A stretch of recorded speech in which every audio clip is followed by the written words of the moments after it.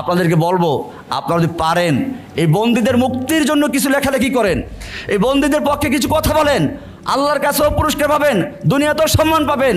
আর যদি আপনাদের কারণে একটা লোক এই মিথ্যা প্রচার বন্দী থাকে, মনে রাখবেন দুনিয়াতেও আল্লাহ অপমান করবেন, আখিরাতে অপমান করবেন। হাসিনা বন্দী করে মানুষকে নির্যাতন করেছে, গুম করেছে, আল্লাহ তাকে দুনিয়াতে যদি সে বন্দী হতো অথবা যদি নিহত হতো এত অপমান হতো না, পালিয়ে গিয়ে অপমান হয়েছে। এটা আল্লাহর শাস্তি, কারণ সে বলেছিল পালাবো না।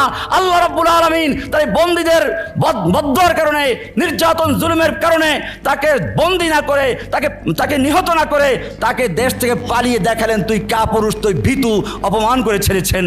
আপনারাও যদি এই মজলুমদের পক্ষে না দাঁড়ান, বরং তাদের এমন কোনো কথা লেখেন জেনে শুনে বুঝে, এরকম দিন দুপুরে আমাকে অপহরণ করলো, আপনারা কিছু বলতে পারেন নাই, কিয়ামতের মাঠে অন্ধ হয়ে উঠতে হবে, অন্ধ হয়ে। কোরআন বলছে কিয়ামতের মাঠে থেকে অন্ধ বধির করে উঠানো হবে, কারণ চোখ ছিল দেখে নাই, কান ছিল শুনে নাই, অন্তর ছিল বুঝে নাই। এখন তাদেরকে আমি অন্ধ করে, বোবা করে, বধির করে উঠাবো।